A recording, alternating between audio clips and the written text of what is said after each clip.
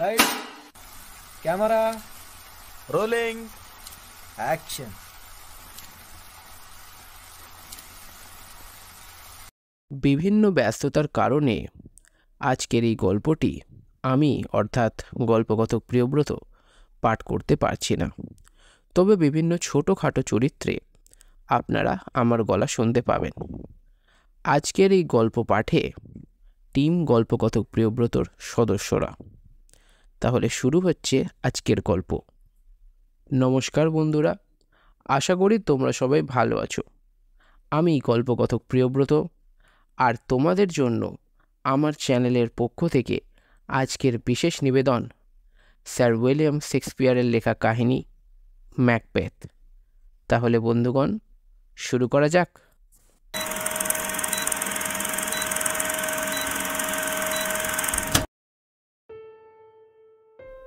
খুবই শান্তিপ্রিয় এবং প্রজাবৎসল ছিলেন স্কটল্যান্ডের রাজা ডানকান।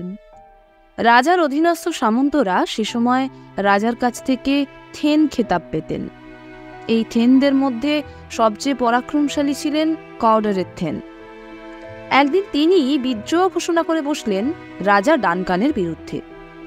কউডারের থেন জানতেন রাজা ডানকান যতই শান্তিপ্রিয় হন না কেন, বিদ্রোহ দমন করতে সসৈন্যে ঝাঁপিয়ে পড়বেন তার উপর। আর রাজার সাথে লড়াইয়ে পেরে উঠবেন না তিনি, কারণ রাজার সামন্তদের অধিকাংশই নামী যোদ্ধা। তিনি স্থির করলেন বিদেশি শক্তির সাহায্য নেবেন। স্কটল্যান্ড আক্রমণ করার জন্য আহ্বান করলেন নরওয়ের রাজা স্ভেনো এবং ভাড়াটে আইরিশ যোদ্ধা ম্যাকডোনাল্ডকে। ওই বিদেশিদের সাথে হাত মিলিয়ে কউডারের থেন এগিয়ে চলছেন রাজা ডানকানের ফৌজি ঘাঁটিগুলি দখল করতে। বিদ্রোহের খবর আগেই পেয়েছিলেন রাজা ডানকান। বিদেশিদের মদতে বিশাল সেনাবাহিনী নিয়ে কউডারের থেন স্কটল্যান্ড হানা দিয়েছে শুনে তিনি ডেকে পাঠালেন তার সেনাপতি এবং সামন্তদের। তার সেনাপতি এবং সামন্তরা যেমন ম্যাকবেথ, ব্যাঙ্কো, লেনক্স, রস, সেন্টিন, অ্যাঙ্গাস, কেইথনেস প্রমুখ সবাই এসে হাজির হলেন। এদের মধ্যে ম্যাকবেথ ছিলেন গ্র্যামিসের থেন এবং সম্পর্কে রাজার জ্ঞাতি ভাই। তাদের উভয়ের শরীরে বইছে একই বংশের রক্তধারা। রাজা ডানকান আদেশ দিলেন যে কোনোভাবেই হোক বিদ্রোহ দমন করে হানাদার বিদেশিদের ধ্বংস করে ফেলতে হবে। রাজাদেশে সেনানী ও সামন্তরা সবাই রওনা দিলেন যুদ্ধে। মুখোমুখি লড়াইয়ে ম্যাকডোনাল্ডকে মেরে ফেলার পর ম্যাকবেথ তার নিজস্ব বাহিনী নিয়ে এগিয়ে গেলেন নরওয়েরাজ স্ভেনোর সাথে লড়াই করতে। কিন্তু হানাদার বাহিনী মোটেও দাঁড়াতে পারল না। ম্যাকবেথের নিজস্ব বাহিনী ইচ্ছা করলেই নরওয়েরাজকে বন্দী বা হত্যা করতে পারত। ম্যাকবেথ তো করলেন না। জরিমানা স্বরূপ এক জাহাজ বোঝাই টাকা আদায় করে দলবল সহ স্কটল্যান্ড সীমান্ত থেকে তাদের তাড়িয়ে দিলেন। যুদ্ধ শেষ হবার পর ঘোড়ায় চেপে ম্যাকবেথ আর ব্যাঙ্কো রওনা দিলেন শিবিরের দিকে। তারা কেউই লক্ষ্য করেননি যে ঘন কালো মেঘে ঢাকা পড়েছে সারা আকাশ। অল্প কিছু দূর যাওয়ার পরেই প্রচণ্ড ঝড় বৃষ্টি শুরু হলো। মাঝে মাঝেই বিদ্যুতের আলোয় উজ্জ্বল হয়ে উঠছে চারদিক। বাজ পড়ার শব্দে কেঁপে উঠছে পায়ের নিচের মাটি। যুদ্ধ জয়ের আনন্দে মগ্ন থাকলেও প্রকৃতির এই অপরূপ সৌন্দর্য প্রাণ ভরে উপভোগ করতে লাগলেন ম্যাকবেথ। যেতে যেতে এমন একটা জায়গায় এসে পড়লেন তারা, যার একদিক খোলা আর অন্যদিকে পাহাড় ঘেরা এক জলা। সেই জলা থেকে কুণ্ডলি পাকিয়ে উঠছে কুয়াশার মতো ঘন ধোঁয়া। সেদিকে তাকিয়ে মানুষের মতো দেখতে তিনটি অদ্ভুত প্রাণীর দেখা পেয়ে ঘোড়া থেকে নেমে পড়লেন তারা। তাদের গড়ন মেয়েদের মতো হলেও প্রত্যেকের মুখেই দাড়ি। তাদের হাড় বের করা শীর্ণ মুখ আর কোটরে বসা চোখ দেখে মনে হয় না তারা পৃথিবীর প্রাণী। তারা সত্যিই পৃথিবীর প্রাণী নয়, আসলে তারা জলার ডাইনি। দৈববাণী শোনাবার নামে মানুষকে কুবুদ্ধি দিয়ে সর্বনাশ করাই এদের উদ্দেশ্য। আপন মনে ঘুরে ঘুরে নাচছিল ওই তিন ডাইনি। ছড়ার ধরনে হেয়ালির মতো অদ্ভুত কথাবার্তা বলছিল তাদের নিজেদের মধ্যে। কথাগুলো এই রকম: মন জলের এই বিজন রাতে আবার কবে মেলবো মোরা একসাথে। তাণ্ডবের পালা শেষ হলে হারা জেতা মিটে গেলে। এমন সময় দূর থেকে ভেসে এলো বিজয়ী ম্যাকবেথ বাহিনীর ভেরি আর দামামার আওয়াজ। সেই শুনে চেঁচিয়ে উঠে বলল, বাজে ওই সেনাদের দামামা, সূর্য উঠেছে আজ, ম্যাকবেথের সূর্য।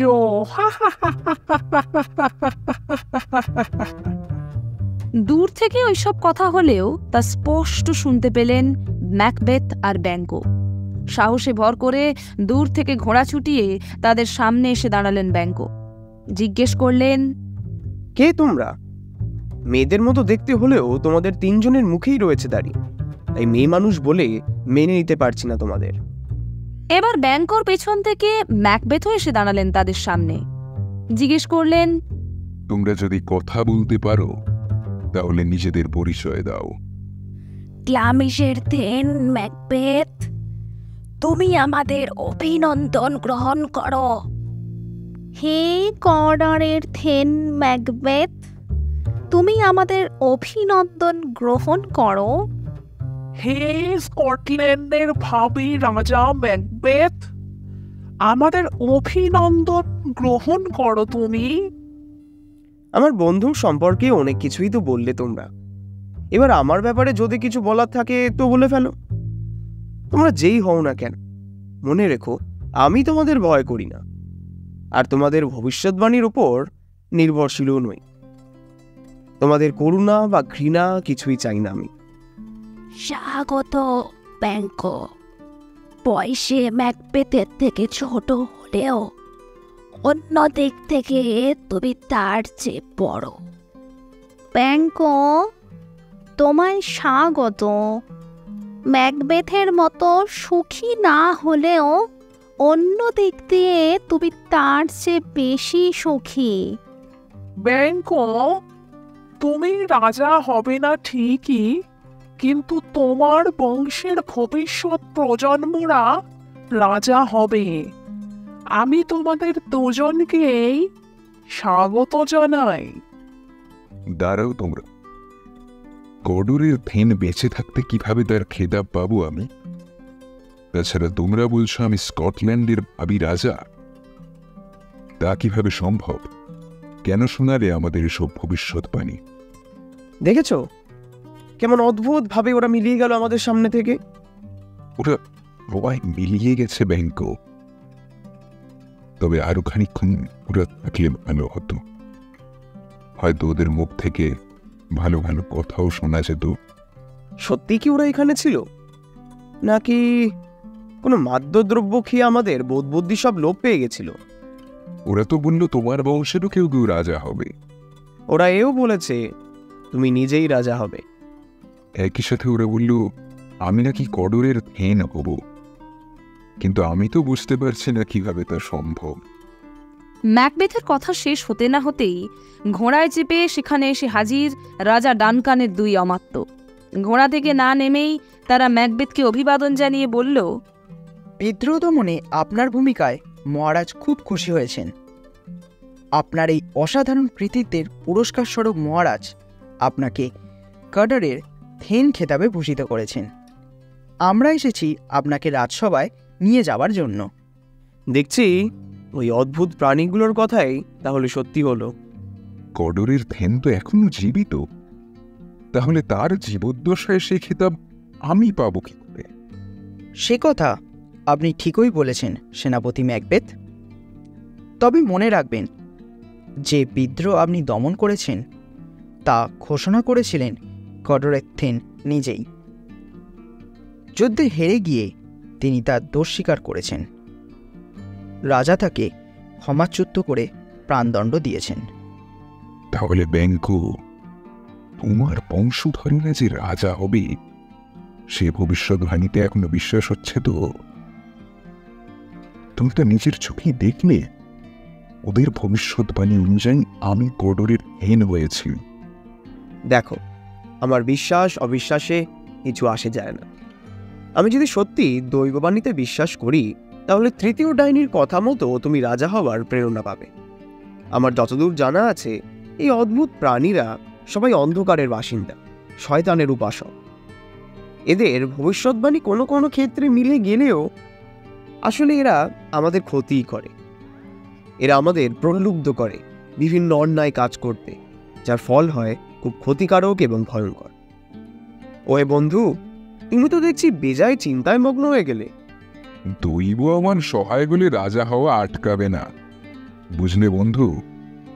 বন্ধু ম্যাকবেথ, ওরা এসেছেন আমাদের দুজনকে নিয়ে যেতে। চলো, ওদের সাথে আমরা রাজসভায় চলে যাই। চলো আমরা ওদের সাথে যাই। কিছুক্ষণ আগে আমাদের চোখের সামনে যে ঘটনাগুলো ঘটে গেল তা নিয়ে ভাবনা চিন্তার মেলায় সময় পাওয়া যাবে। দেখাই যাক না আরও কিছু ঘটে কিনা। পরে তো এ বিষয়ে আলোচনার সুযোগ আমরা পাবই। তাতে আমার কোনো সমস্যা নেই। শিবিরে পৌঁছে ঘোড়া থেকে নেমে ভিতরে ঢুকলেন ম্যাকবেথ আর ব্যাঙ্কো। ওদের দেখে রাজা এত আনন্দ পেয়েছেন যে তিনি আর নিজেকে সামলাতে পারলেন না। সজোরে বুকে জড়িয়ে ধরলেন ম্যাকবেথ আর ব্যাঙ্কোকে। হে আমার প্রিয় জ্ঞাতি ভাই ম্যাকবেথ, দেশের জন্য তুমি যা করেছ তা উপযুক্ত প্রতিদান আমি তোমায় দিতে পারিনি। যৎসামান্য যা দিয়েছি তার চেয়ে অনেক বেশি পাওয়ার যোগ্য তুমি। মহারাজ, কোনো কিছু পাওয়ার আশা এই কাজ আমি করিনি। রাজার সেবা করে যে গৌরব অর্জন করা যায় তাই করেছি আমি। দেশ, রাজ সিংহাসন আর আপনি, এদের প্রতি আমার যে কর্তব্য আছে শুধু সেটুকুই করেছি। এই শুভ দিনে আমি আমার বড় ছেলে ম্যালকমকে আমার এই সাম্রাজ্যের যুবরাজ ঘোষণা করছি। আর ম্যাকবেথ, আজকের এই যুদ্ধজয় উদযাপন করতে আমি ইনভারনেসে তোমার প্রাসাদে যাব। আজকের রাতটা তোমার অতিথি হয়ে কাটাবো। সে তো আমার পরম সৌভাগ্য মহারাজ। তবে রাজসেবার প্রস্তুতির জন্য আমাকে কিছুটা সময় দিতে হবে। আমি আগে গিয়ে আপনার আগমন বার্তা জানাবো স্ত্রীকে, তাই অনুমতি চাইছি। বেশ, তাই হবে ভাই ম্যাকবেথ। রাজার অনুমতি নিয়ে শিবিরের বাইরে এলেন ম্যাকবেথ। সমগ্র পরিস্থিতি বিশদে দেখতে গিয়ে চাপা রাগে লাল হয়ে উঠল তার চোখ মুখ। এই কিছুক্ষণ আগে বড় গলায় রাজা ডানকান তার জ্যেষ্ঠ পুত্র ম্যালকমকে যুবরাজ হিসাবে ঘোষণা করেছেন। এর অর্থ ডানকানের মৃত্যুর পর সিংহাসনের উত্তরাধিকারী হবে ম্যালকম। তার নিজের আর রাজা হওয়ার কোনো সম্ভাবনা রইল না। তিনি স্থির করলেন রাজাকে হত্যা করবেন। কিভাবে অন্যদের মনে সন্দেহের উদ্রেক না করে কাজটা করা যায় তা নিয়ে ভাবতে লাগলেন তিনি। ভাবতে ভাবতে হঠাৎ তার মনে পড়ল, আজ রাতেই তো ইনভারনেসে তার প্রাসাদে রাত কাটাবেন রাজা। এই তো সুযোগ সবার অগোচরে রাজাকে সরিয়ে দেবার। নিজের পরিকল্পনাকে বাস্তবায়িত করার উদ্দেশ্যে ম্যাকবেথ তার নিজের হাতে একটি চিঠি লিখে পাঠিয়ে দিলেন স্ত্রী লেডি ম্যাকবেথের কাছে। সেই চিঠিতে রইল রাজার আগমন বার্তা আর সাথে সেই 3 ডাইনির ভবিষ্যৎবাণী। এবার চিঠিতে সই করে ম্যাকবেথ দূত মারফত পাঠিয়ে দিলেন লেডি ম্যাকবেথকে। দ্রুতগামী ঘোড়া ছুটিয়ে দূত সেই চিঠি নিয়ে রওনা হল ইনভারনেস প্রাসাদের দিকে। ম্যাকবেথ প্রাসাদে ফিরে আসার বহুক্ষণ আগেই দূত তার চিঠি এনে দিয়েছে লেডি ম্যাকবেথের হাতে। চিঠিটা খুঁটিয়ে পড়লেন তিনি আর স্বামীর উদ্দেশ্যে মনে মনে বললেন, হে আমার গ্ল্যামিশ ও কর্ডারের থেন, তুমি চাইছ সৎ পথে সিংহাসনে বসতে, কিন্তু তা সম্ভব নয়। সিংহাসনে বসতে হলে অসৎ পথেই তোমাকে তা করতে হবে। তুমি আমার সামনে এলে এমন সব ধারালো বাণী তোমাকে শোনাবো যাতে কার্যসিদ্ধির জন্য অন্য পথের আশ্রয় নিতেও তুমি পেছপা হবে না। আমি সেটা করিয়েই ছাড়ব। যেখানে যত অশুভ অপ্রাকৃতিক শক্তি আছো, তোমরা সবাই আমাকে সাহায্য করো লক্ষ্য পূরণ করতে। আমার মন থেকে ভয় ভীতি দূর করে জাগিয়ে তোলো দুর্জয় সাহস। আমার নারী সুলভ মায়া মমতা দূর করে আমার মনকে পাথরের মতো নিষ্ঠুর করে দাও। প্রার্থনার ঢঙে যখন তিনি নিজেকে এভাবে উত্তেজিত করছিলেন, সে সময় ম্যাকবেথ এলেন সেখানে। এই কিছুক্ষণ আগে তোমার চিঠি পেয়েছি। পড়ে মনে হলো তোমার ভবিষ্যৎ খুবই উজ্জ্বল। আর কিছুক্ষণ বাদেই অমাত্যদের সাথে নিয়ে রাজা ডানকান এসে পড়বেন। আজ রাতে তিনি আমাদের অতিথি। ভালোই তো। তা এখান থেকে কখন তিনি ফিরে যাবেন? রাজার কথা শুনে তো মনে হলো কাল সকালেই উনি চলে যাবেন। আজকের রাতটা যেন শেষ না হয়। মানে কি বলছো তুমি? আমি বলতে চাইছি, আজ রাতটাই যেন রাজার জীবনের শেষ রাত হয়। তোমার চাউনি দেখে মনে হচ্ছে তুমিও এই আশাই করছো। তুমি কি চাও না আজ রাতে রাজাকে হত্যা করে তোমার উচ্চাশা পূরণ করতে? দেখছি তোমার দ্বারা কিছুই হবে না। বেশ, যা করার আমিই করব। দেখো, দুশ্চিন্তার ছায়া পড়েছে তোমার চোখে মুখে। তোমাকে দেখলে যে কেউ বুঝতে পারবে মানসিক দ্বন্দ্বে ক্ষতবিক্ষত হচ্ছ তুমি। এবার মন দিয়ে শোনো, কাজ শেষ না হওয়া পর্যন্ত সব সময় হাসি মুখে থাকবে। রাজা এলে তাকে যথাযোগ্য সম্মান জানাবে। লক্ষ্য রাখবে তার আতিথ্যের যেন কোনো ত্রুটি না হয়। তারপর যা করার আমিই করব। রাজা ও তার অমাত্যদের সামনে সব সময় ভালো মানুষ সেজে থাকার চেষ্টা করবে, যাতে তোমার প্রকৃত উদ্দেশ্য কেউ টের না পায়। মনে রাখবে, আজ রাতে আমরা এমন একটা কাজ করতে যাচ্ছি যা সফল হলে আমাদের বাকি জীবনের প্রতিটি মুহূর্তই আমাদের ইশারায় চলবে। পরে তোমার সাথে এই বিষয়ে কথা হবে। ম্যাকবেথের কথা শেষ না হতেই প্রাসাদের বাইরে শোনা গেল তূর্জনীনাদ। বেজে উঠল দামামা ভেরি। রাজা এসেছেন জেনে ম্যাকবেথ তার স্ত্রীকে নিয়ে ছুটে গেলেন ফটকের সামনে। তার নির্দেশে ফটক খুলে দেওয়ার পর স্বামী স্ত্রী বাইরে গিয়ে রাজা ও সঙ্গীদের যথোচিত অভ্যর্থনা জানিয়ে নিয়ে এলেন প্রাসাদের ভেতরে। সেনাপতি ম্যাকবেথের স্ত্রী শুধু রূপসীই নন, তিনি যে একজন আদর্শ গৃহিণী তা তাকে দেখলেই বোঝা যায়। বুঝলেন লেডি ম্যাকবেথ, আজ আমরা সবাই আপনার অতিথি। সে তো আমাদের সৌভাগ্য মহারাজ। আমরা তো আপনারই আজ্ঞাবহ ভৃত্য মাত্র। আমাদের সৌভাগ্যের মূলে রয়েছে আপনারই অসীম করুণা। আমরা যথাসাধ্য চেষ্টা করব অতিথি সেবার। এবার খেতে বসলেন রাজা ডানকান ও তার সঙ্গীরা। রীতি অনুযায়ী ম্যাকবেথও বসে গেলেন তাদের সাথে, কিন্তু তখনও পর্যন্ত মনস্থির করে উঠতে পারেননি। রাজার খাওয়া শেষ হবার আগেই টেবিল ছেড়ে উঠে গেলেন শোবার ঘরে। রাজার খাওয়া শেষ হবার আগেই টেবিল ছেড়ে আসার জন্য লেডি ম্যাকবেথ বকাবকি করল তার স্বামীকে। তার বুঝতে বাকি রইল না, শুরুতে রাজাকে হত্যা করার সাহস দেখালেও এখন তার স্বামীর বিবেক জেগে উঠেছে। দেখো, রাজা আজ আমাদের অতিথি। তারই দয়ায় আমি একই সাথে গ্লামসের কডরের পেন, তাছাড়া আমাদের প্রিয়। এসব কথা বিবেচনা করে এখন তাকে হত্যা করা যায়? কি বললে? তুমি পারবে না? রাজাকে হত্যা করে সিংহাসনে বসার পরিকল্পনা করে আমাকে চিঠি লেখার সময় তোমার বিবেক বুদ্ধি কোথায় ছিল? সততার ধ্বজা বয়ে কাপুরুষের মতো জীবন কাটাবে তুমি? দোহাই তোমার, একটু থামো, থামো একটু। আমি তাই করব যা একজন সত্যিকারের পুরুষ মানুষ করে থাকে। আর এও জেনে রাখো, আমার মতে যে পুরুষের সাহস নেই সে মানুষ নয়। এই ভয়ানক পরিকল্পনার কথা যখন তুমি আমাকে জানিয়েছিলে, সে সময় তোমার মনে সাহস ও দৃঢ়তা দুই ছিল। এখন তোমার লক্ষ্য হয়েছে সবার চোখে ভালো মানুষ সেজে থাকা।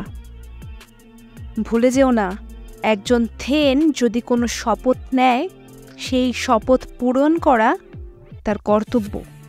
বেশ তো, না হয় তোমার কথাটা মেনে নিলাম, কিন্তু ভেবেছ একবার কাজটা ঠিক মতো না করতে পারলে তার পরিণতি কি হবে? যদি সাহস থাকে তাহলে ব্যর্থতার কথা উঠছে কেন?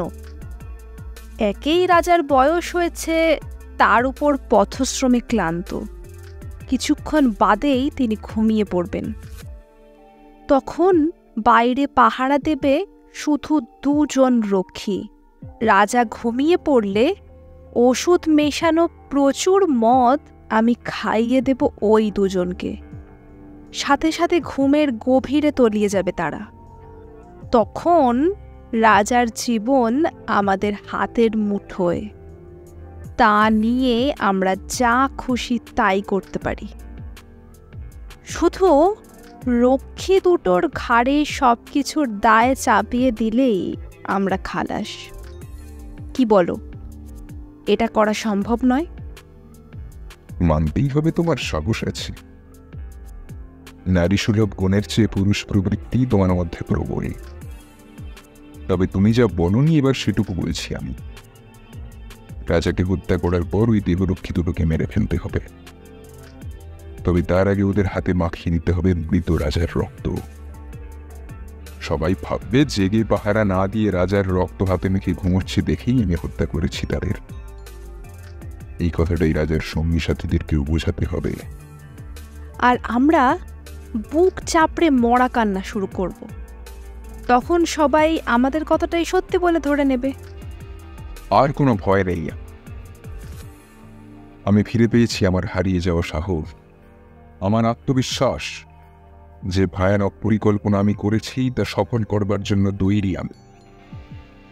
গভীর রাত। ইনভারনেসের দুর্গের ভিতর ভিন্ন ভিন্ন ঘরে গভীর ঘুমে ডুবে রয়েছেন রাজা ও তার সঙ্গী সাথীরা। ওষুধ মেশানো মদ প্রচুর পরিমাণে খেয়ে রাজার কামরার বাইরে ঘুমে বেহুঁশ হয়ে পড়ে রয়েছে রক্ষীরা। সপুত্র ব্যাংকও চলে যাওয়ার পর মশাল হাতে প্রহরার এক রক্ষীকে ডেকে ম্যাকবেথ বললেন, যাও তোমার মালকিনকে গিয়ে বলো ওষুধটা তৈরি হলে তিনি যেন ঘণ্টা বাজিয়ে আমায় ডেকে পাঠান। পরিচারক তাকে অভিবাদন জানিয়ে চলে যাওয়ার পর ম্যাকবেথের সামনে ভেসে উঠল এক অদ্ভুত দৃশ্য। তিনি দেখলেন একটা ধারালো ছুরি তার সামনে হাওয়ায় ভেসে বেড়াচ্ছে। ছুরির ফলায় লাগানো রয়েছে লাল লাল তাজা রক্ত। যেই সে ছুরির বাটটা হাত দিয়ে ধরতে গেলেন, অমনিশটা পিছলে গেল, আবার কিছুক্ষণ বাদে অদৃশ্য হয়ে গেল। এই অলৌকিক ছুরিটা যে রাজাকে হত্যা করার জন্য তাকে প্রেরণা দিচ্ছে, এ ব্যাপারে নিঃসন্দেহ হয়ে ম্যাকবেথ ধীর পায়ে এগিয়ে গেলেন ঘুমন্ত রাজার কক্ষের দিকে। ঘণ্টার আওয়াজ কানে যেতেই নিজের মনে বলে উঠলেন, চরম সময় উপস্থিত রাজা ডানকান। এই ঘণ্টার ধ্বনি ঘোষণা করছে তোমার জীবনের সমাপ্তির কথা। তৈরি হও। ম্যাকবেথ এসে দাঁড়ালেন রাজার কক্ষের সামনে। দেহরক্ষীদ্বয়কে ঘুমে অচেতন দেখে ঘরের ভেতরে প্রবেশ করলেন তিনি। ধীর পায়ে এগিয়ে এসে রাজার কাছে দাঁড়ালেন ম্যাকবেথ। নিঃশ্বাসের সাথে ওঠানামা করছে রাজার বুক। রাজার দিকে একবার তাকিয়ে দেখেই ভয় কেঁপে উঠল তার সারা শরীর। পর মুহূর্তেই নিজেকে সামলে নিলেন ম্যাকবেথ।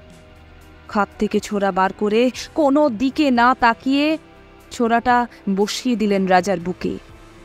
সাথে সাথে থেমে গেল রাজার বুকের ধুকপুকুনি। একটা চাপা আর্তনাদ বেরিয়ে এলো ঘুমন্ত রাজার ঠোঁট থেকে। তারপর বালিশের পাশে এলিয়ে পড়ল রাজার মাথা। কানের কাছে একটা অচেনা আওয়াজ শুনতে পেয়ে চমকে উঠলেন ম্যাকবেথ। আওয়াজটা যেন বলছে, ম্যাকবেথ তুমি খুনি, রাতের ঘুম পালিয়ে গেছে তোমার চোখ থেকে। কিন্তু চারদিকে তাকিয়ে কাউকেই দেখতে পেলেন না তিনি। পর মুহূর্তে ম্যাকবেথের কানে ভেসে এলো সেই কণ্ঠস্বর, ঘুমকে খুন করেছে গ্ল্যামিশ, সে আর ঘুমোবে না। ম্যাকবেথ কর্ডার আর ঘুমোবে না। রক্তমাখা ছুরি হাতে রাজার ঘর থেকে বেরিয়ে স্ত্রীর কাছে এলেন ম্যাকবেথ। কিভাবে রাজাকে খুন করেছেন সবিস্তারে জানালেন তাকে। আরে ওই ছুরিটা নিয়ে এসেছো কেন? যাও রাজার ঘরের বাইরে পাহারাদারদের হাতে ওটা রেখে দিয়ে এসো। ছোড়ার ফলার রক্ত মাখিয়ে দেবে প্রহরীদের হাতে। তাহলেই সবাই ধরে নেবে মদ খেয়ে ওরাই হত্যা করেছে রাজাকে। তুমি কারো চিৎকার শুনতে পেয়েছ? কই না তো। দেখো, আমি যেন আর চিৎকার শুনতে পেলাম। কাজ শেষ হওয়ার আগেই কি যেন আমার কানের কাছে এসে বলে গেল, ম্যাকবেথ তুমি খনি। রাতের ঘুম বিদায় নিয়েছে তোমার চোখ থেকে। এর মানে আমি বুঝতে পারছি না। মৃত্যুর আগে পর্যন্ত রাতে ঘুমোতে পারবো না আমি। ঘুমে যতই চোখ বুঝে আসুক, চোখ বন্ধ করতে পারবো না। আমি তো সেরূপ কিছু শুনিনি। আসলে ওসব তোমার মনের ভুল। ভয় পেয়েছো বলেই তোমার এরূপ মনে হচ্ছে। শোনো, এবার যা বলছি তাই করো। রাত শেষ হয়ে আসছে। লোকজন টের পাওয়ার আগেই ছড়িটা রেখে এসো ঘুমন্ত প্রহরীদের হাতের কাছে। আর মনে করে ওদের হাত আর জামায় কিছুটা রক্ত লাগিয়ে দিও। আবার তুমি আমাকে ওখানে যেতে বলছো? পারবো না আমি পারবো না, আমার সাহস নেই ওখানে যাওয়ার। এবার বাধ্য হয়েই স্বামীর হাত থেকে ছুরিটা নিয়ে নিলেন লেডি ম্যাকবেথ। নিঃশব্দে ছুরিটা নামিয়ে রাখলেন রাজার ঘরের বাইরের ঘুমন্ত রক্ষীদ্বয়ের পাশে। ছুরির ফলায় লেগে থাকা কিছু কাঁচা রক্ত মাখিয়ে দিলেন রক্ষীদের হাতে ও জামায়। এসব কাজ শেষ করে তিনি ফিরে গেলেন তাঁর শোবার ঘরে। এভাবেই একসময় শেষ হয়ে এলো দুঃস্বপ্নের কাল রাত। ম্যাকবেথের অতিথি হয়ে আসার আগের দিন রাজা ডানকান তার বিশ্বস্ত অমাত্য ম্যাকডাফকে নির্দেশ দিয়েছিলেন তাকে যেন সূর্যোদয়ের আগে ডেকে তোলা হয়। রাজার নির্দেশ অনুযায়ী ভোরের আলো ফোটার আগেই ম্যাকডাফ এসে প্রাসাদের দরজায় জোরে ধাক্কা দিতে লাগলেন। দরজার ফাঁক দিয়ে ম্যাকডাফকে দেখে নৈশ প্রহরী তার পরিচয় এবং এত ভোরে আসার কারণ জানতে চাইলেন। ম্যাকডাফ তাকে নিজের পরিচয় দিয়ে আসার কারণ জানালেন। প্রহরী দরজা খুলে দিল। ভেতরে ঢুকে ধীর পায়ে রাজার কক্ষের দিকে এগিয়ে গেলেন ম্যাকডাফ। ঘরে ঢুকেই বিছানার উপর রাজার রক্তাক্ত মৃতদেহ পড়ে থাকতে দেখে আঁতকে উঠলেন তিনি। জোর গলায় বিলাপ করতে করতে তখনই ঘর থেকে বেরিয়ে এলেন। অত ভোরে তার গলায় জোর বিলাপের আওয়াজ শুনে ঘুম ভেঙে গেল দুর্গপ্রাসাদের বাসিন্দাদের। তাদের জিজ্ঞাসার জবাবে ম্যাকডাফ সংক্ষেপে যা বললেন তা এই: রক্ষীদের নজর এড়িয়ে প্রাসাদের ভেতরে ঢুকে কোনো অজানা আততায়ী ঘুমন্ত রাজার বুকে ছুরি বসিয়ে তাকে খুন করেছে। কর্ডরের দুর্গে এরূপ ঘটনার কথা শুনে ভয় শিউরে উঠল সবাই। ঘুম আসেনি ম্যাকবেথের, তিনি জেগেই ছিলেন। চিৎকার চেঁচামেচি শুনে ঘর থেকে বেরিয়ে এলেন তিনি। রাজার ঘরে ঢুকে রক্তাক্ত মৃতদেহ দেখে এমন স্বাভাবিক বিলাপ করে উঠলেন যা দেখে উপস্থিত কারো মনে তার প্রতি বিন্দুমাত্র সন্দেহ জাগল না। এমন সময় ম্যাকবেথের চোখে পড়ল রাজার দুই দেহরক্ষী ঘরের মেঝেতে পাশাপাশি শুয়ে ঘুমোচ্ছে। এত হট্টগোলেও ঘুম ভাঙেনি তাদের। ম্যাকবেথ জানতেন আগে থেকেই তার স্ত্রী রক্তমাখানো হাতিয়ারটি রেখে গেছেন রক্ষীদের পাশে। ছুরির ফলায় লেগে থাকা রক্ত লাগিয়ে দিয়েছেন তাদের গায়ে ও জামায়। এসব জানা সত্ত্বেও তিনি এমন ভাব দেখাতে লাগলেন যাতে মনে হবে এই প্রথম এগুলির তার চোখে পড়ল। তৎক্ষণাৎ ম্যাকবেথ রাজার মৃত্যুর জন্য তাদেরকে দোষী সাব্যস্ত করে তলোয়ারের এক কোপে দুই রক্ষীর মাথা কেটে ফেললেন। পাশের ঘরে শুয়েছিলেন দুই রাজপুত্র ম্যালকম আর ম্যাকডোনাল্ড। তারা উভয়ই বুদ্ধিমান।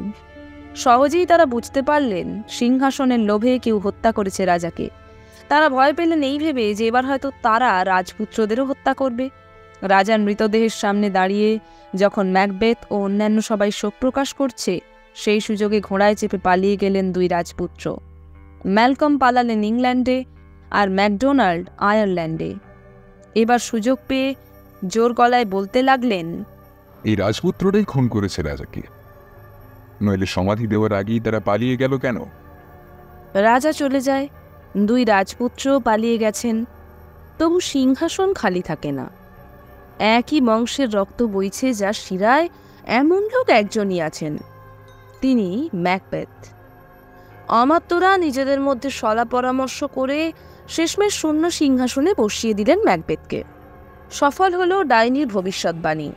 রাজসিংহাসনে বসে ম্যাকবেথের মনোবাসনা পূর্ণ হলেও সংকট দেখা দিল অন্য দিক থেকে, যে সংকটের কারণ আর কেউ নয়, তারই একসময় সহযোগী সেনাপতি ব্যাঙ্কো। জলার সেই তিন ডাইনি ম্যাকবেথের বংশধরদের রাজা হওয়ার কথা বলেনি, বলেছিল ব্যাঙ্কোর বংশধর স্কটল্যান্ডের সিংহাসনে বসবে। তাই ম্যাকবেথ স্থির করলেন ভাড়াটে খুনির সাহায্যে হত্যা করবেন ব্যাঙ্কো আর তাঁর ছেলে ফ্লেয়ান্সকে।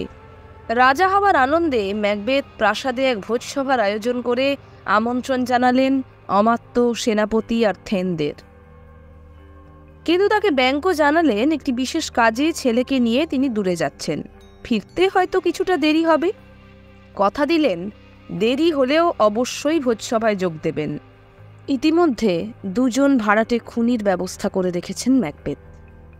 তিনি তাদের নির্দেশ দিলেন ব্যাংকও তার কাজ সেরে আসার মাঝপথেই তারা যেন ব্যাংকও আর তার ছেলেকে খুন করে। কাজ সেরে ম্যাকবেথের ভোজসভায় যোগ দেওয়ার জন্য ফিরে আসছিলেন ব্যাংকও। পথের মাঝেই ম্যাকবেথের ভাড়াটে খুনিদের হাতে খুন হলেন তিনি। ছুরির ঘা খেয়ে লুটিয়ে পড়ার আগে ব্যাংকও তার ছেলে ফ্লিয়ান্সকে পালিয়ে যেতে বললেন। ভাড়াটে খুনিদের কাছ থেকে ব্যাংকও বেঁচে নেই কথাটা শুনে যতটা খুশি হলেন ম্যাকবেথ, তার চেয়ে অনেক বেশি ক্ষুব্ধ হলেন অক্ষত দেহে ফ্লিয়ান্স পালিয়ে যাওয়ায়। ওদিকে প্রাসাদে শুরু হয়েছে নৈশভোগ। চারিদিক আলোয় ঝলমল করছে। ভোজন কক্ষের বিশাল লম্বা টেবিলের দুপাশে সারি দিয়ে বসেছেন রাজার অমাত্য, বিশিষ্ট থেন, সেনানীরা। ম্যাকবেথ দেখলেন তার নির্দিষ্ট আসনে বসে আছেন ব্যাংকও। দরদর করে রক্ত ঝরছে শরীর থেকে। চারিদিকে তাকিয়ে ম্যাকবেথ লক্ষ্য করলেন তিনি ছাড়া আর কেউ দেখতে পাচ্ছে না ব্যাংককে, এমনকি তার স্ত্রী লেডি ম্যাকবেথ আমার। প্রচন্ড ভয় আর উত্তেজনায় যেন পাগল হয়ে গেলেন ম্যাকবেথ।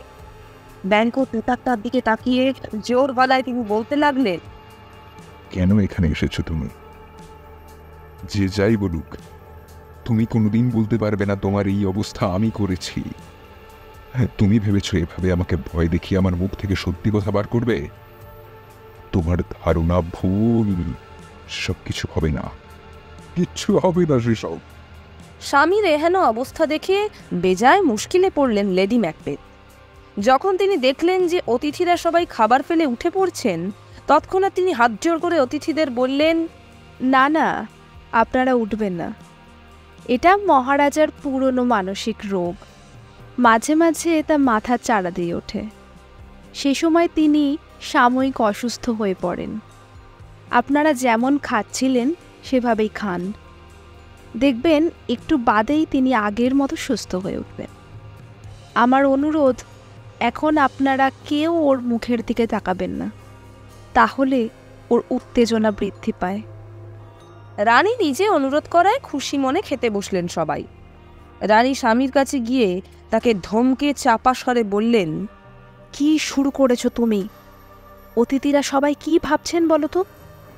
ভালো করে চেয়ে দেখো তো, কিছুক্ষণ আগে তোমার আসন যেমন খালি ছিল এখনো তেমনি রয়েছে।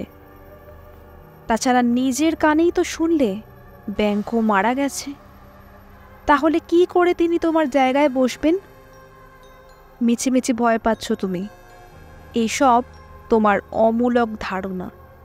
স্ত্রীর কাছে বকুনি খাওয়ার পর কিছুটা সুস্থ বোধ করলেন ম্যাকবেথ। নিজের চেয়ারের দিকে তাকিয়ে দেখলেন সেটা ফাঁকা, ধারে কাছেও নেই ব্যাংকর প্রেতাত্মা। প্রচলিত রীতি অনুযায়ী সবার মঙ্গল কামনা করে তিনি যখন পানীয়ের গ্লাসে চুমুক দেবেন, ঠিক সে সময় তার সামনে হাজির ব্যাংকর প্রেতাত্মা। স্ত্রীর ধমক, হুঁশিয়ারি, পরিস্থিতির কথা সম্পূর্ণ ভুলে গিয়ে ভয় চিৎকার করে উঠলেন ম্যাকবেথ। ব্যাংকর প্রেতাত্মাকে প্রচণ্ড গালাগাল দিতে শুরু করলেন। যা পালা, দূর হয়। তোকে আমি ভয় পাই না একটু? কি ভেবেছিস তোকে আমি ভয় পাই? পাই না রে, তোকে আমি ভয় পাই না একটু। দূর হয়ে যায় এখান থেকে। ম্যাকবেথের চিৎকার চেঁচামেচিতে তার সামনে থেকে অদৃশ্য হয়ে গেল ব্যাংকর প্রেতাত্মা। বারবার একই ঘটনার পুনরাবৃত্তি হওয়ায় অতিথিরা বিরক্ত হয়ে খাওয়া শেষ হওয়ার আগেই আসন ছেড়ে উঠে পড়লেন। রাজার সন্দেহজনক আচরণের ব্যাপারে কথাবার্তা বলতে বলতে তারা রাজপ্রাসাদ ছেড়ে চলে গেলেন। নিমন্ত্রিতদের মধ্যে একমাত্র ম্যাকডাফি আসেনি তার নজরে পড়েছে ম্যাকবেথের। তিনি গোপনে খোঁজখবর নিয়ে জানতে পারলেন মৃত রাজা ডানকানের বড় ছেলে ম্যালকম ইংল্যান্ডে পালিয়ে গিয়ে সেখানকার রাজা এডওয়ার্ডের আশ্রয়ে রয়েছেন। ম্যাকডাফও সেখানেই রয়েছেন। সিংহাসনে বসে প্রজা পালনের বদলে ম্যাকবেথ শুরু করলেন নিপীড়ন। তার অত্যাচারে অতিষ্ঠ হয়ে উঠল স্কটল্যান্ডের লোক। রাজা ডানকানের হত্যা দুই ছেলের ইংল্যান্ডে পলায়ন, ব্যাংকোর মৃত্যু, এরূপ ঘটনা দেখে ম্যাকবেথের ওপর নানারূপ সন্দেহ ও ক্ষোভ জাগল প্রজাদের মনে। তার বিরুদ্ধে জনতার আক্রোশ যে দিন দিন বেড়ে চলেছে তা জানতে পেরে ঘাবড়ে গেলেন ম্যাকবেথ। রাজা হবার ব্যাপারে যে 3 জন ডাইনির ভবিষ্যৎবাণী অক্ষরে অক্ষরে মিলে গেছে, তাদের খোঁজে হন্যে হয়ে উঠলেন ম্যাকবেথ। খোঁজখবর নিয়ে জানতে পারলেন প্রাসাদ থেকে দূরে বনের ভেতর এক পাহাড়ি গুহায় তাদের ডেরা। স্ত্রীকে এ বিষয়ে বিন্দুমাত্র জানালেন না তিনি। একদিন রাতে যখন তার স্ত্রী গভীর ঘুমে আচ্ছন্ন, তিনি প্রাসাদ থেকে বেরিয়ে ঘোড়ায় চেপে রওনা হলেন সেই পাহাড়ের উদ্দেশ্যে। ম্যাকবেথ যে তার ভবিষ্যৎ জানতে আসবে এ কথা আগেই ডাইনিদের জানিয়ে দিয়েছেন উপদেবী জ্যাকেট। তিনি আবার অশুভ ও অমঙ্গলের নিয়ন্ত্রক। এরপর ম্যাকবেথ যখন সেখানে পৌঁছে যান, তাকে দেখে 3 ডাইনি জোরে জোরে মন্ত্রপাঠ করতে শুরু করলো। সাথে সাথেই শোনা গেল বাজ পড়ার প্রচণ্ড আওয়াজ। সেই আওয়াজের রেশ মিলিয়ে যেতে না যেতেই আগুনের মধ্য থেকে বেরিয়ে এলো লোহার শিরস্ত্রাণ পরিহিত এক বিদ্রোহীর মুন্ডু। তুমি কি প্রশ্ন করবে তাও জানে, শুধু মন দিয়ে শুনে যাও ও কি বলে। ম্যাকবেথ, তুমি সাবধান থেকো ফিফির অধিপতি ম্যাকডাফ সম্পর্কে। ওর চেয়ে বড় শত্রু আর কেউ নেই তোমার। সাবধান ম্যাকবেথ, সাবধান। আমাকে সাবধান করে দেওয়ার জন্য তোমাকে অসংখ্য ধন্যবাদ। তবে আমার আরো কিছু কথা জানবার ছিল। ও আর তোমার প্রশ্নের জবাব দেবে না। চোখ কান খোলা রাখো। এবার যে আসছে সে প্রথম জনের চেয়েও শক্তিশালী। ম্যাকবেথ স্বাভাবিকভাবে জন্মেছে, এমন কেউ তোমার ক্ষতি করতে পারবে না। মানুষের শক্তিকে ভয় পেও না তুমি। সাহসের সাথে নিজের পরিকল্পনাকে বাস্তব রূপ দিয়ে যাও। তার মানে ম্যাকডাফ, তুমি আমার সবচেয়ে বড় শত্রু। চিন্তা নেই, কিছু করার আগেই পৃথিবী থেকে সরিয়ে দেব তোমাকে। তুমি বেঁচে থাকতে প্রচন্ড দুর্যোগের রাতেও ঘুমোতে পারবো না। কথার রেশ মিলিয়ে যেতে না যেতেই আবির্ভূত হলো আর এক প্রেতাত্মা। এও দেখতে শিশু, তবে এর মাথায় মুকুট আর ডান হাতের মুঠোয় ধরা একটি গাছ। ম্যাকবেথ, যতক্ষণ পর্যন্ত না বার্নাসের ঘন অরণ্য ডানচিনের পাহাড়ের উপর দিয়ে উঠে ম্যাকবেথের প্রাসাদের দিকে এগিয়ে যাবে, ততক্ষণ পর্যন্ত কোনো শত্রু তোমার ক্ষতি করতে পারবে না। জঙ্গল কখনো পাহাড়ের উপর উঠতে পারে না, এটা প্রকৃতির নিয়ম বিরুদ্ধ। এ কি করে হয়? সম্ভব নয়, এ অসম্ভব। তবে এত কথা যখন বললে তখন আরেকবার বলো, ব্যাংকর বংশধররা কি সত্যি রাজা হবে? সত্যি রাজা হবে ব্যাংকর বংশধররা? ম্যাকবেথের কথা শেষ হতে না হতেই রাজার পোশাক পরা 8 জন পুরুষের ছায়ামূর্তি ম্যাকবেথের সামনে দিয়ে হেঁটে অদৃশ্য হয়ে গেল। সবশেষে বেরিয়ে এলো ব্যাংকর প্রেতাত্মা। ম্যাকবেথের দিকে হাসি মুখে তাকিয়ে রইল ব্যাংকর প্রেতাত্মা। কিছুক্ষণ আগেই রাজার পোশাক পরা যে 8 ছায়ামূর্তি ম্যাকবেথের সামনে দিয়ে হেঁটে গিয়েছিল, তারা যে ব্যাংকর বংশধর সেটা তাদের হাসি মুখ দেখে আন্দাজ করলেন ম্যাকবেথ। ডাইনিদের ডেরা থেকে বেরিয়ে নিজ প্রাসাদে ফিরলেন তিনি। কিছুক্ষণ বাদে এক গুপ্ত ঘাতককে পাঠিয়ে দিলেন ম্যাকডাফের প্রাসাদে। সে সময় ম্যাকডাফের স্ত্রী আর শিশুপুত্র ছাড়া আর কেউ ছিল না সেখানে। ম্যাকবেথের পাঠানো গুপ্ত ঘাতক খুন করল তাদের। ম্যাকবেথের অত্যাচারে দিন দিন বাড়ছিল মানুষের ক্ষোভ। এবার তার সাথে যোগ হল অমাত্য এবং সামন্ত রাজাদের ক্ষোভ। রস ছিলেন এদের নেতা, যিনি একদা রাজা ডানকানের এক অমাত্য ছিলেন। ম্যাকবেথকে না জানিয়ে তিনি ইংল্যান্ডে এসে দেখা করলেন ম্যালকমের সাথে। যুবরাজ, আপনি যদি দেশে ফিরে ম্যাকবেথের বিরুদ্ধে বিদ্রোহ ঘোষণা করেন, তাহলে আমাদের মেয়ে বউরাও যোগ দেবে আপনার সাথে। যদি দেশের সত্যি এরূপ অবস্থা হয় তাহলে আমি নিশ্চয়ই যাব। রস, আপনি কোনো চিন্তা করবেন না, কারণ মহারাজা এডওয়ার্ড আমায় প্রতিশ্রুতি দিয়েছেন যে তিনি অস্ত্রশস্ত্র এবং সৈন্য দিয়ে আমাকে সাহায্য করবেন, এবং ওনার প্রধান সেনাপতি সিয়ার্ডও আমায় জানিয়েছেন যে ম্যাকবেথের বিরুদ্ধে যুদ্ধ করতে উনি আমার সাথে যাবেন। রসের ইংল্যান্ড যাওয়ার কিছুদিন বাদেই ইংল্যান্ডের রাজা এডওয়ার্ডের বিশাল সৈন্যবাহিনী নিয়ে স্কটল্যান্ড আক্রমণ করলেন তার প্রধান সেনাপতি নিভার্ন। সঙ্গে যোগ দিলেন যুবরাজ ম্যালকম, ম্যাকডাফ, রস এবং অন্যান্য বিদ্রোহী স্কটিশ থেন ও সৈন্যরা। এই খবর পেয়ে নিশ্চিন্তে বসে রইলেন ম্যাকবেথ, কারণ ডাইনিদের ভবিষ্যৎবাণীর ওপর ছিল তার অগাধ বিশ্বাস। তিনি জানেন শত্রুরা তার প্রাসাদের দোরগোড়ায় এসে পড়লেও তার কোনো ক্ষতি করতে পারবে না। শত্রু সৈন্য দ্বারা দেশ আক্রান্ত হয়েছে, তাদের আগে রয়েছেন যুবরাজ ম্যালকম। শুধু এটুকু শুনেই মারা গেলেন লেডি ম্যাকবেথ। একটু বাদে দূত এসে জানালো জঙ্গল ধীরে ধীরে উঠে আসছে ডানচিনেন পাহাড়ে। খবরটা শুনে দূতকে ধমকে বলে উঠলেন, কি বলছিস চাকা? হতভাগা দিন দুপুরে নেশা করেছিস নাকি? বলে কিনা জঙ্গল পাহাড়ে উঠে আসছে। আরে জঙ্গলের কি আমাদের মতো হাত পা আছে যে তারা উপরে উঠে আসবে?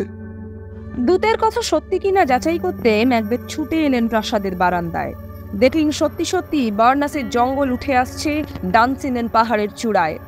কিছুক্ষণ ভালোভাবে লক্ষ্য করার পর ম্যাকবেথ বুঝতে পারলেন ওগুলো আসল জঙ্গল নয়। ইংরেজ সৈন্যরা বনের গাছপালা দিয়ে এমনভাবে তাদের শরীরকে আড়াল করে ঢালু পাহাড়ের গা বেয়ে পাহাড় চূড়ায় উঠে আসছে যাতে দূর থেকে তাদের দেখলে মনে হয় সত্যিই যেন গোটা জঙ্গল উঠে আসছে পাহাড়ের ওপর। ডাইনিদের ভবিষ্যৎবাণী সত্যি হতে দেখে ভয় পেলেন ম্যাকবেথ। বেজে উঠল ইংরেজ সৈন্যদের রণদামামা। প্রাসাদে যে কয়েকজন সৈনিক অবশিষ্ট ছিল তারাও ঝাঁপিয়ে পড়ল ইংরেজ সেনাদের ওপর। প্রচণ্ড যুদ্ধ শুরু হলো। ম্যাকবেথ পিছু হটলেন না, কিন্তু বিরাট সেনাবাহিনীর সামনে ম্যাকবেথের নামমাত্র সৈন্যদল পেরে উঠল না। কিছুক্ষণ বাদে রক্ষীদের হতাহত করে সসৈন্যে প্রাসাদে এসে ঢুকলেন ম্যাকডাফ।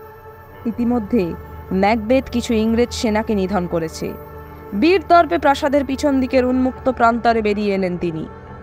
দেখি কার সাহস আছে আমার সামনে দাঁড়া। কে নিধন করবে আমাকে? কে? কোথায় আমার অলৌকিক আততায়ী? কোথায়? হ্যাঁ কোথায়? পিছন ফিরে দেখ শয়তান, পিছন ফিরে দেখ। তোর মৃত্যু তোর পেছনে দাঁড়িয়ে আছে। আজ আমার হাতেই নিধন হবি তুই। তোর মস্তক ছিন্ন করে যতক্ষণ না আমি যুবরাজ ম্যালকমের পায়ে অর্পণ করতে পারছি ততক্ষণ আমার বুকের ভেতর যে দাবানল চলছে তা শান্ত হবে না। ম্যাকডাফ, তুমি নিধন করবে আমাকে? মনে হচ্ছে শোকে তোমার মাথাটা খারাপ হয়ে গেছে। উন্মাদের সাথে যুদ্ধ করার কোনো ইচ্ছে আমার নেই। চলে যাও এখান থেকে। তোর মতো ঘৃণ্য জীবের সাথে কথা বলার কোনো প্রবৃত্তি আমার নেই। এখন যা কথা বলার তা বলবে আমারই তরোয়াল। তুই তোর নিধনের জন্য প্রস্তুত হ শয়তান, নিধনের জন্য প্রস্তুত হ। নরপিশাচ, তোর আজকে মৃত্যু অবধারিত। দুজনের মধ্যে প্রবল যুদ্ধ শুরু হলো। দুজনেই বীর যোদ্ধা, কেউ কাউকে 1 ইঞ্চি জমি ছেড়ে দিতে রাজি হলেন না। যুদ্ধ পরিণত হলো মহাপ্রলয়ে। বৃথা চেষ্টা করছো ম্যাকডাফ, বৃথা চেষ্টা করে নিজেকে ক্লান্ত করছো। মায়ের পেট থেকে স্বাভাবিকভাবে জন্মানো কোনো মানুষ আমাকে নিধন করতে পারবে না। আমি অপরাজেয় ম্যাকডাফ, আমি অপরাজেয়, আমি অপরাজেয়।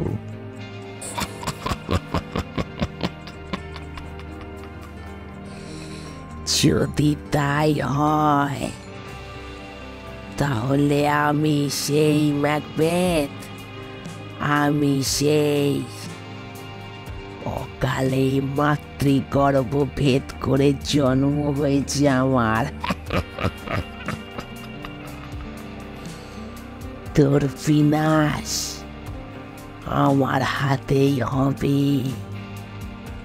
এটা তোর ভাগ্য আগে থেকে নির্ধারণ করে রেখেছে। তোর বিনাশ আমারই হাতে। এবার ভয়ে আতঙ্কে শোকে ম্যাকবেথের মুখ একেবারে ফ্যাকাশে হয়ে গেল। কিন্তু এই অবস্থাতেও বীর দর্পে গর্জে উঠে তিনি বললেন, যাই হয়ে যাক না কেন, ওই ম্যালকমের বশ্যতা আমি স্বীকার করব না। স্বীকার করব না আমি ওই ম্যালকমের বশ্যতা। যতক্ষণ প্রাণটুকু আছে যুদ্ধ করে যাব। পারবো না আমি ম্যালকমের বশ্যতা স্বীকার করতে। কিন্তু মনোবল বলতে তখন আর কিছুই ছিল না ম্যাকবেথের। ভয়ে ভয়ে তলোয়ার হাতে নিয়ে থরথর করে কাঁপতে লাগলেন তিনি। দিকভ্রষ্টের মতো তরোয়াল চালাতে শুরু করলেন। আর এই সুযোগে তৎক্ষণাৎ ম্যাকডাফ ঝাঁপিয়ে পড়লেন তার ওপর। ধাক্কা সামলাতে না পেরে মাটিতে লুটিয়ে পড়লেন ম্যাকবেথ। শত্রুকে বাগে পেয়ে ম্যাকডাফ এসে দাঁড়ালেন তার সামনে। পর মুহূর্তেই এক কোপে কেটে ফেললেন ম্যাকবেথের মস্তক। তারপর সেই কাটা মস্তক হাতে নিয়ে তিনি গেলেন ম্যালকমের কাছে। যুবরাজ, এই সেই শয়তানের ছিন্ন মস্তক যে আমাদের দেবতুল্য মহারাজকে হত্যা করেছিল, আমাদের সদা আনন্দময় দেশকে ধ্বংস করেছিল, দেশের প্রতিটি মানুষের ওপর অমানসিক শোষণ ও অত্যাচার চালিয়ে তাদের বিষাদের পেড়া জালে আবদ্ধ করেছিল। এই মস্তক আজ আমি আপনার পায়ে অর্পণ করলাম যুবরাজ। আজ থেকে আপনি স্কটল্যান্ডের সিংহাসনের অধিকারী। আপনি আমাদের মহারাজ ম্যালকম। জয় স্কটল্যান্ডের রাজা ম্যালকমের জয়। স্কটল্যান্ড রাজা ম্যালকমের জয়। ম্যালকমের জয়। রাজা জয় স্কটল্যান্ডের রাজা ম্যালকমের জয়। ম্যালকমের জয় স্কটল্যান্ডের রাজা ম্যালকমের জয়। জয় স্কটল্যান্ডের রাজা ম্যালকমের জয়। জয় স্কটল্যান্ডের রাজা ম্যালকমের জয়।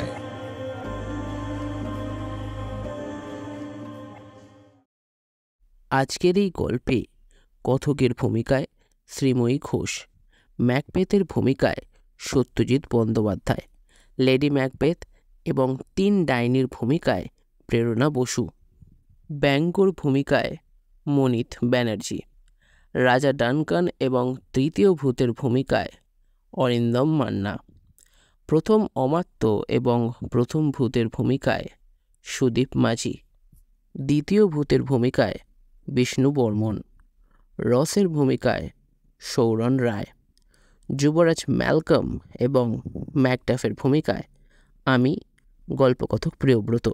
সমবেত কণ্ঠে গল্পকথক প্রিয়ব্রত, অঙ্কিত সেনগুপ্ত, সত্যজিৎ বন্দ্যোপাধ্যায়, গার্গী মুখার্জি, শ্রীময়ী ঘোষ, সৌরণ রায়, অরিন্দম মান্না, সুদীপ মাঝি, অনুষ্কা চক্রবর্তী, শাশ্বত চক্রবর্তী, মুকুরিতা শেঠ, অর্চিষ্মান বন্দ্যোপাধ্যায় এবং সুদীপ্ত খাঁ। শেষ হলো গল্পকথক প্রিয়ব্রতর আজকের নিবেদন। আমি আশা করব আজকের নিবেদনটি আপনাদের খুব ভালো লেগেছে। আর ভালো লেগে থাকলে প্লিজ লাইক, কমেন্ট এবং নিজের বন্ধুদের সাথে অবশ্যই শেয়ার করবেন। আর এরকমই নিত্য নতুন গল্প পেতে আমার চ্যানেলটি সাবস্ক্রাইব করবেন। তাহলে আজকের জন্য এইটুকুই। দেখা হচ্ছে আগামী সপ্তাহে।